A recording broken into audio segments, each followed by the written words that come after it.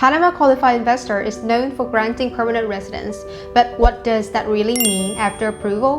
When will investors actually receive their permanent residence card? And even though it is called permanent residence, are there any renewal or ongoing requirements that investors still need to comply with?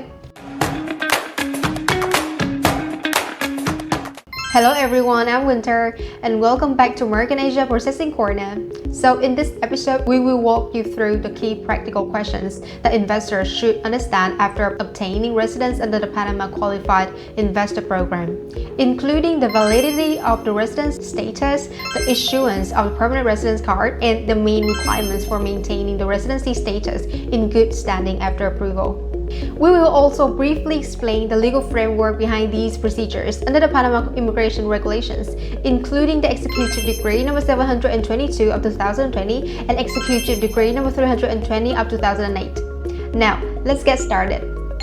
First, let's answer the main question. Is Panama permanent residence really permanent? Well, yes.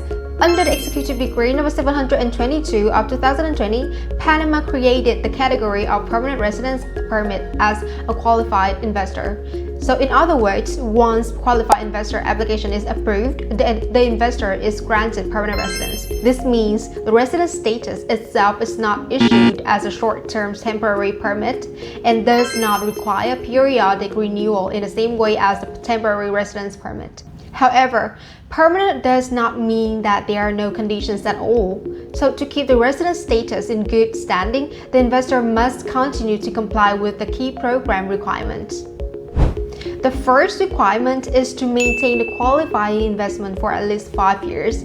This requirement is provided under the Article 5 of Executive Decree No. 722 of 2020. So in practice, this means that even though the residence permit is permanent, the investor must continue holding the qualifying investment during the required 5 years period. If the investment is not maintained, the investor's permanent residence status may be affected. The second point is the physical presence. So Panama does not require qualified investors to live in the country for full time. However, investors are generally assured that any absence from Panama does not exceed 2 consecutive years. The qualified investor status allows investors to maintain residence in Panama without a full-time physical residence requirement, subject to the continued compliance with applicable immigration rules.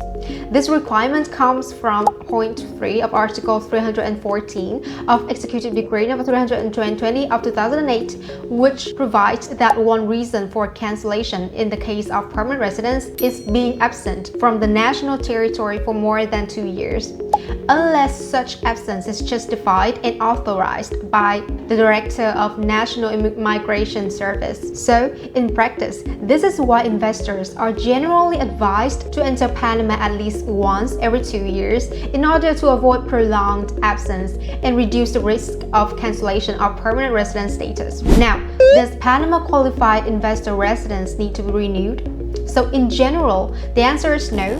The qualified investor residence itself is not renewable because it is granted as permanent residence, but the investor must still continue to meet the applicable conditions after approval, including maintaining the qualifying investment for the required 5 years period, complying with physical presence requirements, and following all the applicable immigration obligations. Many investors have also asked us about the next steps after completing 5 years of permanent residence in Panama.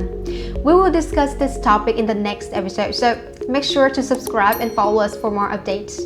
Next, when is the permanent residence card issued? So according to Article 1 of the Executive Decree No. 722 of 2020, the National Immigration Service shall decide the application within 30 working days from the date the application is filed, subject to the complexity of the case and the requests for additional documentation by immigration authority. So, in practice, once the National Immigration Service officially approves the qualified investor application, the applicants will be invited to attend the immigration office for photo capture and the issuance of the permanent residence card.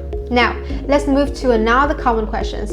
What exactly is the temporary ID card? When is it issued? And how does it work under the application process? During the processing stage, the applicants are required to pay the government fee for the temporary ID card, also known as the carnet or carnet, when the application is filed. This card functions as the applicant's official identification in Panama while the National Immigration Service completes the final review for the permanent residence application. Normally, the temporary ID card is issued shortly after the application is submitted to the immigration's office and is valid for 6 months.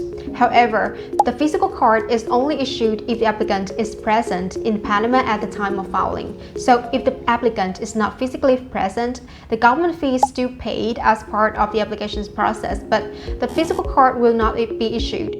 So once the permanent residence is approved, the temporary ID card is replaced by the permanent residence card. So overall, even though the Panama grants permanent residence under the Qualified Investor Program, investors should still carefully maintain the required investment, physical presence, and compliance conditions to protect their residency status in the long term.